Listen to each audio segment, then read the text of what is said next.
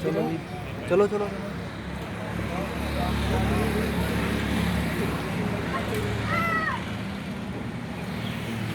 देखो जी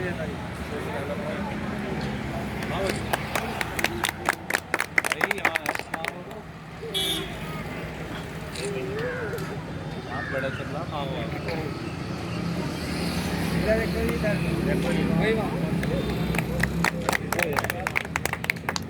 अरे रविंदर की बाजा भाई अरे फोटो आ जाओ रे आ जाओ भाई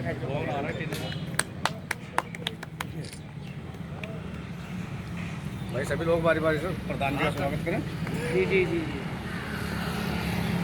और भरते के साथ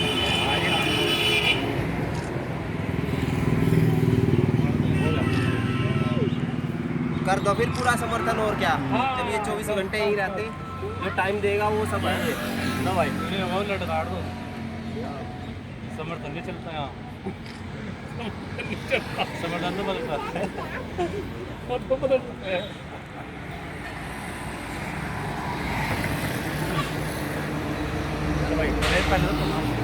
लो जी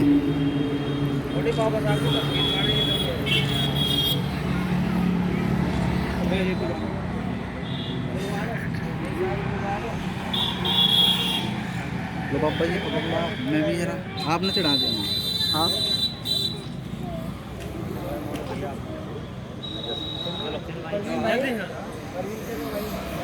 अरविंद भाई तू भी जा कार्यक्रम हो रहा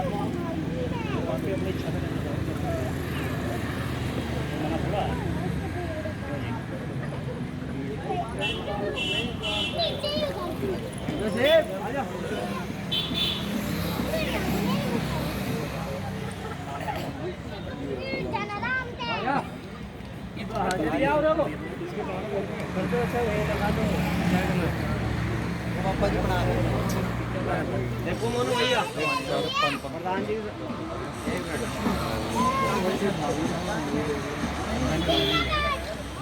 मोनू भैया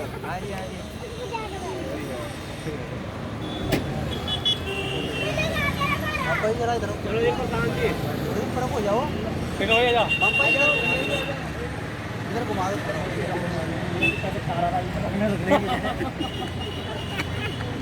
ठीक है बढ़ाओ तेरी फोटो तो पकड़ना परत लगेगा वीडियो में पता लगेगा चलो भाई डील भाई चलो यार नंबर से दो लंबा आगे चलते रहो भाई प्रताप हां डालो प्रधान देख भाई नसीब भाई इधर देखो वेरी गुड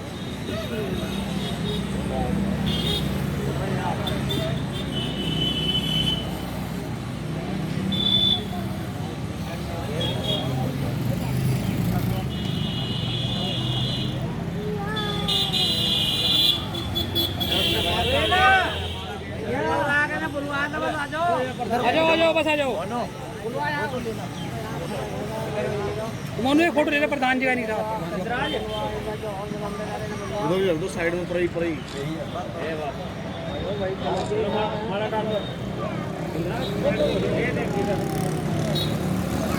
आ जाओ जी अब दोनों जो भी चाह रहे हो अपने रख लें ये घर का जो प्रधान जी के विचार हो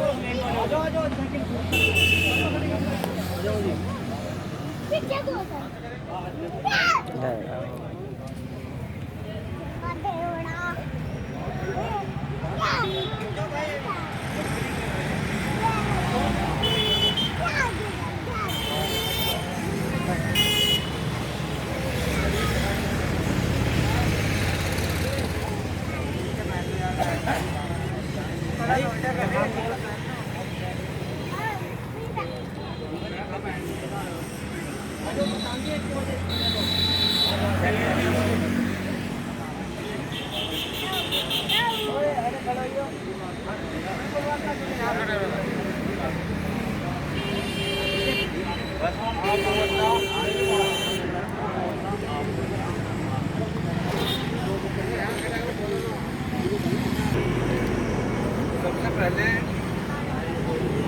बाबा साहब भीमराव अम्बेडकर भारत रत्न से सम्मानित है। मैं उनके बारी में 2 शब्द आप लोगों को कहूँगा, मगर नहीं मुझे माफ करें। सबसे पहले मैं आप सभी से निवेदन करता हूँ कि एक नारा लगाएंगे, बाबा साहब अमर रहे, बाबा साहब अमर रहे, बाबा साहब अमर रहे। देखिए, नारी को सम्मान दिलाने वाले और दलित शोषित पिछड़ों को अधिकार दिलाने वाले बाबा साहब अम्बेडकर, आज उनके जन्म दिवस पर हम आप सभी से निवेदन करते हैं, जो उन्होंने कहा आज तक सबसे पहले कहा है कि शिक्षित बनो, उसके बाद में कहा है संघर्ष करो और संगठित रहो। जो इन 3 नारों का आप सब लोगों को चलना होगा। बस मैं तो इतनी समझ भीड़ है भारत। बढ़िया जी, बढ़िया।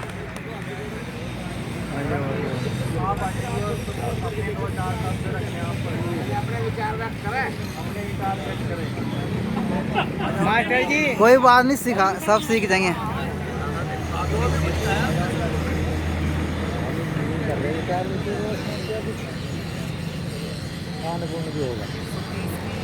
बाबा साहब अम्बेडकर की जयंती शुभकामनाएं। और ये तो परिवासियों को मैं मंदिर के लिए थोड़े वाल, वो तो वहाँ के लिए। और उनके बताए गए रास्ते पर चलते हैं, शिक्षा भी ग्रहण कर रहे हैं, संगठित भी रहते हैं लगभग, और संघर्ष भी कर ही रहे हैं। मैं तो यही कहूँगा, बाबा साहब की मूर्ति लगाने के साथ साथ शाम को घंटे 2 घंटे रोजाना सोचें उनके बारे में, अपने आप निकल के आ जाएगा रास्ता क्या है।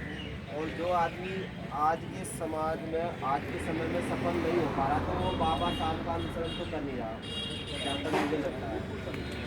सही कहा।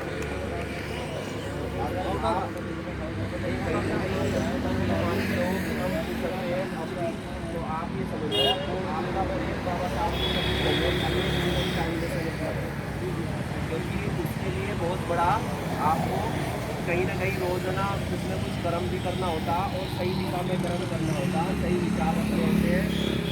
और बाबा साहब का नाम बस ये है तभी अमर होगा जब हम उसके बताए हुए 3 सूत्र शिक्षित बनो, दूसरा तुरंत लागू कर दो, संगठित रहो। मतलब एक जैसा हमारा एक ग्रुप बन गया, अब आप इन्हें कहीं ना कहीं जहाँ भी याद करोगे तो ये आपके लिए अवेलेबल रहेंगे। एक संगठन बनाओ और फिर संघर्ष करो, एक अपना स्थान पाओ। पिंकी, बस इन्हीं शब्दों के साथ मैं विराम लेता हूँ। जय भीम, जय भारत। बढ़िया जी। आ जाओ आप भी।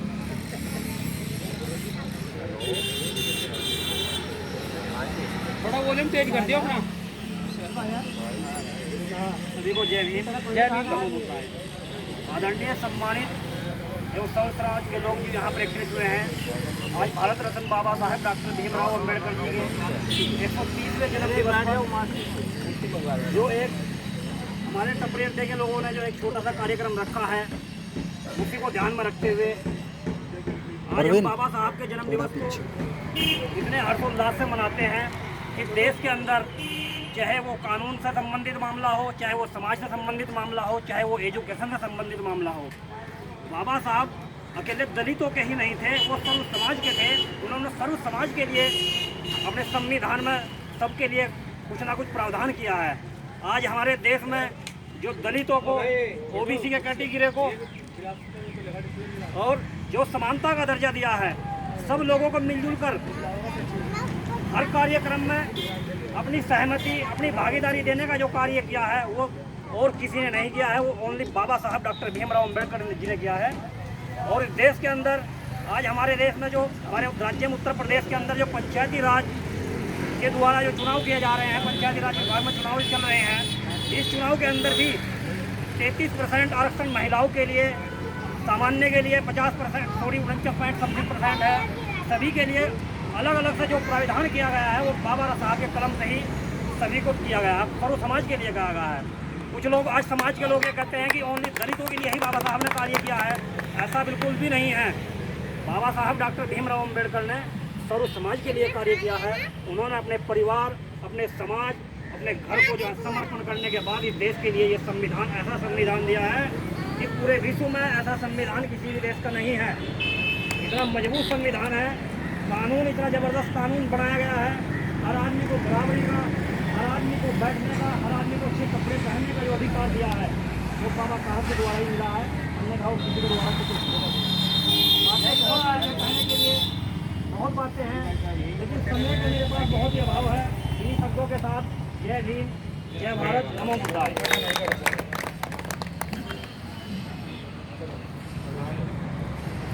थोड़े से आप भी अपने विचार रख तो खड़े हो गए।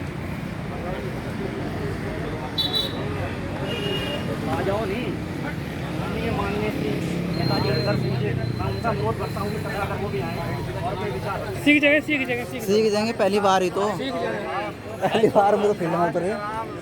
थोड़ा बोलने में भी आदमी और आसपास के सभी लोग आज 130वीं बाबा साहब की जयंती के शुभ अवसर पर रोहिला औद्योगिक परिषद संस्थान के सामने इस प्रांगण में बाबा साहब की 130वीं जयंती के शुभ अवसर पर बाबा साहब की जयंती मना रहे हैं। बड़ी खुशी की बात है, यहाँ के निवासी इकट्ठा होकर बाबा साहब की जयंती मनाते हैं। ये बहुत बड़ी खुशी की बात है। स्वाभिमान की संघर्ष की परिभाषा को समझते हैं। जिनका स्वाभिमान मरा होता है वे लोग गुलाम होते हैं और गुलाम की कोई मदद नहीं करता। इसलिए बाबा साहब ने कहा था कि मुर्दा लोग मिशन नहीं चलाते और जिंदा लोग मिशन नहीं रुकने देते। सम्मानित साथियों, महाबोधिसत्व परम पूज्य डॉक्टर भीमराव अम्बेडकर साहब का जन्म 1891 में मध्य प्रदेश के मऊ छावनी में पैदा हुए। आज 14 अप्रैल 1891 में मऊ छावनी में पैदा हुए। इनके पिताजी का नाम रामजी राव और माता का भीमाबाई के घर पैदा हुए थे। और ये बाबा साहब कहते थे, कहने लगे मैं अपने माता पिता का 14वां रतन हूँ।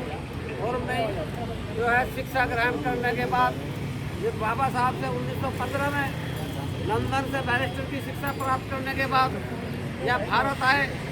और भारत में जो है 1918 में यहाँ भारत में आज़ादी की लड़ाई लड़ी जा रही थी, तब बाबा साहब ने साइमन कमीशन बोरो के सामने एक मांग पत्र सौंपने का काम किया।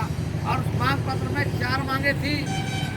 सबसे पहले हमें वोट का अधिकार, दूसरा था आरक्षण का अधिकार, तीसरा था सरकारी नौकरी में प्रतिनिधि का अधिकार, चौथा था हमें अनपढ़ों को अधिकार। ये 4 मांगे थी। तो साइमन कमीशन बोरो ने हमें 10 साल का समय दिया। इस वक्त साइमन कमीशन बोरो ने 10 साल का समय दिया। तो 1928 में इस वक्त साइमन कमीशन बोरो लंदन से भारत आया। तो बाबा साहब उस कमेटी के मेंबर थे। अच्युतानंद जी ने इस वक्त लखनऊ के अंदर साइमन कमीशन मीटिंग ले रहा था। तो बाबा साहब उस मीटिंग के सदस्य थे और वो अच्युतानंद जी मीटिंग के सदस्य थे। और उन्होंने ये अवगत करा कि देखो मेरा समाज भूखा नंगा प्यासा गरीब, मेरे समाज के लोगों के पास रहने के लिए मकान नहीं है, पहनने के लिए कपड़े नहीं है। मेरा समाज जो है बहुत गरीब समाज है। उसकी स्थिति दिखाई। तब साइमन कमीशन बोरो लंदन में जाकर 1932 में उन्होंने गोलमेज कॉन्फ्रेंस कराई। और गोलमेज कॉन्फ्रेंस कराई तो उसमें mister Gandhi and Congress company, Bharat के बड़े बड़े नेता लंदन गए। लंदन गए तो वहाँ पर जो है बाबा साहब दलितों का प्रतिनिधित्व करने के लिए गए। और कांग्रेस एंड कंपनी अंग्रेज जो जज की कुर्सी पर बैठा था उसके सामने कांग्रेस के लोग वो हार गए। और बाबा साहब ने अपनी विजय पताका कायम रखी। और बाबा साहब को जब ये चारों अधिकार मिल गए तो तब महात्मा गांधी जी को पता लगा। महात्मा गांधी जी ने कांग्रेस से पूछा, कहने लगे आप लोगों ने हमें नहीं पूछा। तो फिर दोबारा 15 अगस्त 1932 में गवर्नमेंट कॉन्फ्रेंस फिर दोबारा लंदन बुलाई गई और वहाँ पर मिस्टर गांधी और देश के बड़े नेता और कांग्रेस एंड कंपनी भी के जो बड़े नेता थे वे लंदन पहुँचे और वहाँ से मिस्टर गांधी और दलितों का प्रतिनिधित्व करने वाला बाबा साहब अम्बेडकर, तो वह दोनों की बहस हुई। वहाँ महात्मा गांधी जी हार गए और बाबा साहब की चारों मांगे माफ ली गई। तब महात्मा गांधी जी ने विरोध किया, अगर बाबा साहब की बातें मान ली गई तो मैं अपनी जान दे दूंगा। तो तब अंग्रेजों ने लंदन से ही तार करके भारत में सूचना दी, वायसराय को सूचना दी कि अगर महात्मा गांधी ने विरोध किया तो उनको गुजरात में उन्होंने यरवदा जेल में उनको अरेस्ट कर दिया और महात्मा गांधी ने जो है वो धरना प्रदर्शन शुरू कर दिया, अनशन शुरू कर दिया। तब धरना प्रदर्शन 5 दिन तक चला, 5 दिन तक। जब महात्मा गांधी मरणासन में पहुंच गए तब कस्तूरबा गांधी वो बाबा साहब के पास गई कि हे बाबा साहब, आप जो है मेरे पति के प्राण बचा सकते हैं, आप चलिए यरवदा जेल में बाबा महात्मा गांधी से बात कर लीजिए। और जब बाबा साहब ने महात्मा गांधी जी से जो बात करने पहुंचे तो बाबा साहब ने कहा कि हमें जो है लंदन से वहाँ की अदालत ने, वहाँ के कानून ने कम्युनल अवार्ड के नाम से जो हमें 4 मांगी दी गई है वो आपको क्यों स्वीकार नहीं है। लेकिन महात्मा गांधी ने कहा, कहने लगे आप जो है जो आपको सेपरेट वोट का अधिकार है, क्या है उसमें से आप एक अधिकार रख लीजिए, तब मैं अंदर खत्म करूँगा। तो आप लोगों का यरवदा जेल के अंदर कम्युनल अवार्ड का जो वोट का अधिकार था वो छिन गया। और जो आज निर्वाचन प्रणाली लागू है, जो आज भी लागू है, ये निर्वाचन प्रणाली लागू है और आपका वोट का अधिकार छिन गया, तो इसके आज से ही लागू है। तो मेरे सम्मानित साथियों, सरकारी मशीनरी जिसकी आंख पर पर्दा पड़ा हुआ था वो आज मीडिया के माध्यम से, समाज के जागरूक लोगों के माध्यम से वो पर्दा हट गया है। आज बाबा साहब अम्बेडकर सर्व समाज के नेता थे, लेकिन उनको अपमानित किया जाता था, कहने लगे हुए एक जाति के नेता और एक संविधान निर्माता है, लेकिन ऐसा नहीं है। बाबा साहब बैकवर्ड के नेता थे, बाबा साहब मुस्लिम समाज के नेता थे, बाबा साहब दलितों के नेता थे और जो संविधान आपको दिया है सर्व समाज का उन्हें सम्मान है और वो सबको सम्मान है, सबका अधिकार बराबर है। इसलिए मैं अपनी बात को यही विराम देते हुए, सम्मानित साथियों, बाबा साहब वो सबके नेता हैं, वो सभी धर्मों का सम्मान करते हैं। उन्होंने जो संविधान में आपको सम्मान दिया है, आप संविधान आपका है और सबका समाज की जो स्थापना की है, सब किसी में कुछ छुआ भेदभाव का नहीं है। सभी भारत के लोग सभी मिलजुल कर रहे हैं, इसी में ही हमारा अपना भाईचारा है, इसमें सहयोग है, इसमें भलाई है और अब मिलजुल कर ही रहना चाहिए। इन्हीं शब्दों के साथ मैं अपनी बात खत्म करता हूँ। जय भीम, जय भारत, खुदा हाफिज़।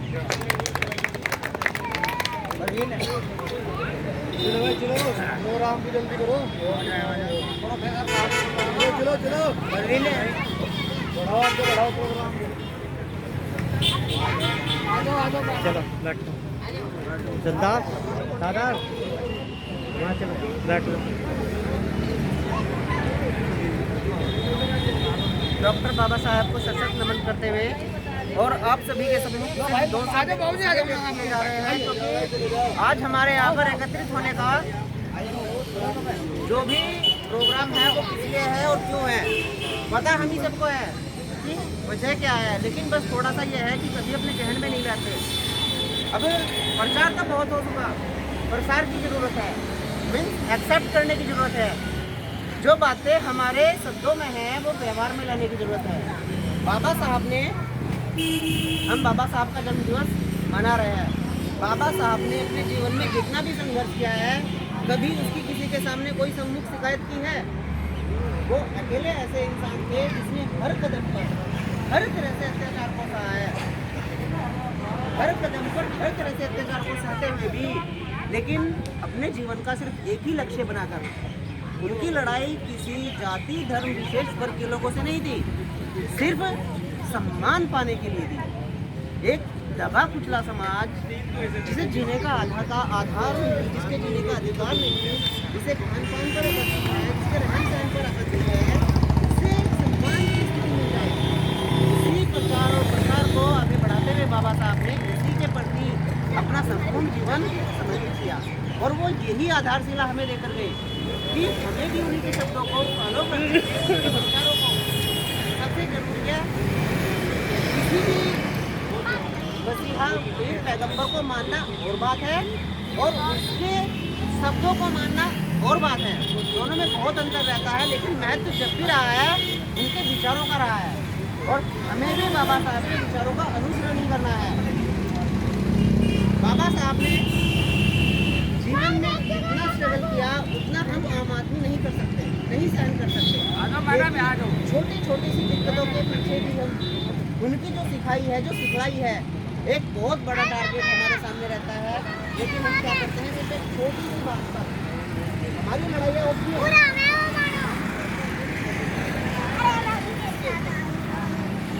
आपस में चल रहे हैं, थोड़ा गए से करा गया हवा करके इसके ऊपर, लेकिन एक समाज में अपने अधिकार को पाने का जो मुद्दा है, इसके लिए कभी हम बोलते नहीं हैं।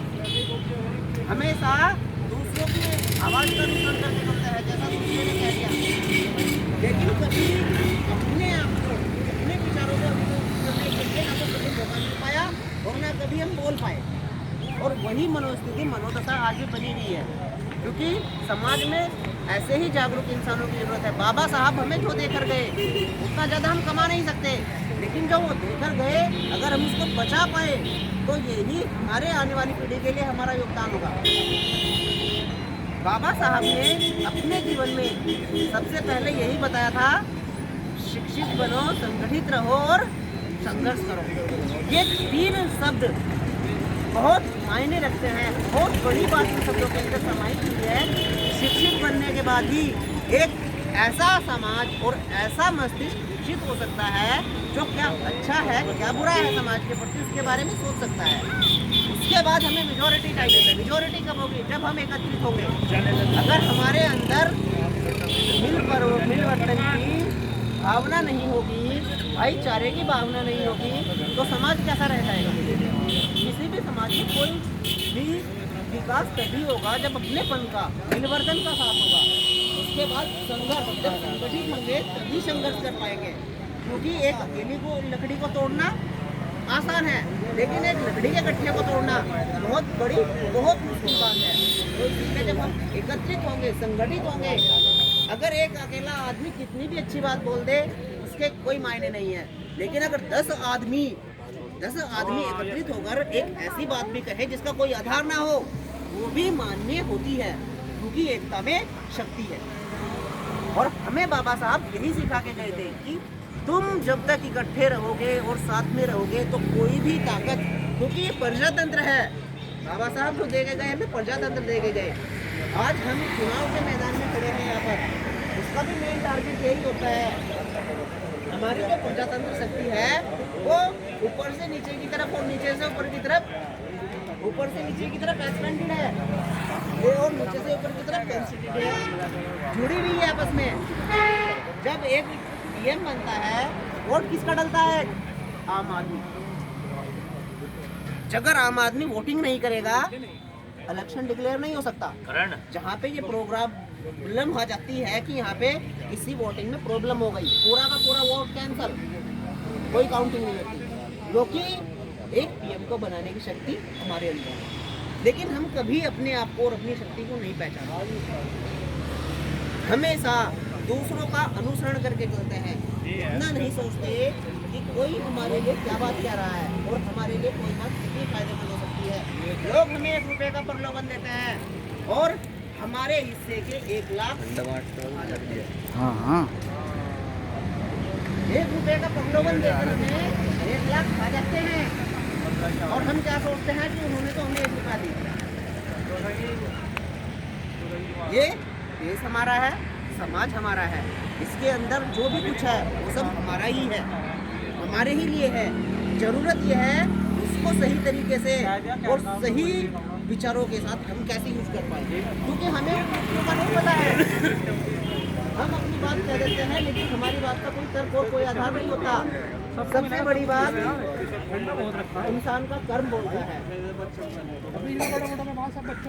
एक कहावत है, अक्सर वो लोग खामोश रहते हैं, अक्सर जो लोग खामोश रहते हैं उनके हुनर बोलते हैं। तो यही बात है, शब्द कम और शब्दों का जो व्यवहार है वो हमारे व्यवहार में बहुत ज़्यादा आ जाए। और बाबा साहब कभी ये नहीं कह के गए थे कि आप लोग बेकार में अपना व्यर्थ समय बर्बाद करें। जो भी आपको एक क्षण मिले समाज के प्रति, क्योंकि अगर सबसे पहले पॉइंट, अगर एक इंसान अपने घर को नहीं बना सकता वो एक गांव को नहीं बना सकता, एक गांव को नहीं बना सकता, एक शहर को नहीं बना सकता, और एक देश को नहीं बना सकता, एक देश को भी नहीं बना सकता। क्या बना सकता है? अगर हम अपने घर को बना के चलते हैं, एक परिवार को लेके चलते हैं, तो परिवार के साथ साथ एक गांव भी चलेगा, गांव चलेगा, गांव के साथ साथ एक प्रदेश चलेगा, और प्रदेश के साथ एक देश भी चलेगा। जब तक ये मिलवर्तन वाली भावना हमारे अंदर नहीं आएगी समाज में, अगर हम आज कोई काम कर रहे हैं, भले ही वो हमारे लिए ना कामयाब हो, पेड़ एक लगाया जाता है, लेकिन जो लगाता है जरूरी नहीं कि वो उसके फल खाए या उसके छांव में बैठे, लेकिन ये है कि हमारी जो आने वाली जनरेशन होगी वो जरूर इस चीज़ का लाभ लेगी। तो दूरदर्शिता, मनुष्य के अंदर दूरदर्शिता होना बहुत जरूरी है, और कुछ पाने के लिए कुछ होना भी पड़ता है। अगर हमारी एक पीढ़ी ने अत्याचार सहा है, ये जरूरी नहीं है आने वाली भी सहेगी। अगर हम सह गए तो हमारी आने वाली पीढ़ी को हमारे उस अत्याचार का फल जरूर मिलेगा, लेकिन ये प्रयास जब हम करेंगे तभी हो पाएगा। तो ये सिर्फ हमें अपनी सोच बनानी है। बाबा साहब ने कुछ नहीं बदला था, सिर्फ सोच। हमारी सोच बदल जाएगी, हमारे आधार बदल जाएंगे। हम जीवन की छोटी छोटी मुश्किलों में पड़कर बहुत बड़ी मुश्किलों से उठना छोड़ देते हैं, जबकि हमारा समाधान कुछ भी नहीं है, सीधा सरल जीवन, दूसरों के प्रति मिलवर्तन की भावना, प्रेम की भावना, भाईचारे की भावना, सिर्फ इन 3 चीज़ों की जरूरत होती है। एक इंसान के लिए सबसे बड़ा नुकसान होता है अगर उसके हाथ पैर को नुकसान हो रहा है, क्योंकि जिसका शरीर स्वस्थ है उसका मन स्वस्थ है और उसका पूरा समाज स्वस्थ है। अगर हम अपने शरीर से लाचार हैं तो हमारे लिए दुनिया की मायावी जितनी भी दौलतें हैं सब व्यर्थ रहती है। सिकंदर बादशाह था, उससे बड़ा पैसे वाला कोई नहीं है, तो ये नहीं कहा जा सकता कि चीज़ें तो बहुत सारी हैं। बस विनती करता हूँ कि बाबा साहब की जो भी सब है वो हमारे क्रम में और हमारे व्यवहार में ढल जाए। बैठो, आ जाओ, बैठो ना। तो उन्हीं शब्दों के साथ बाबा साहब को सशक्त नमन करते हुए आप सभी के सामने जय भीम, जय भारत।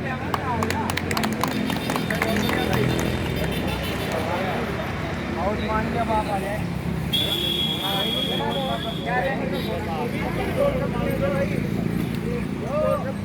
नहीं पकड़ पकड़ने की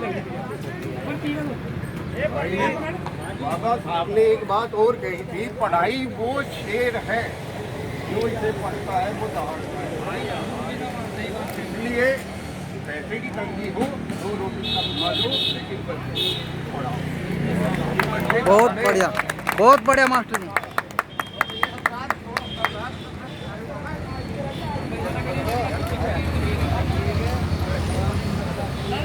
भाई भाई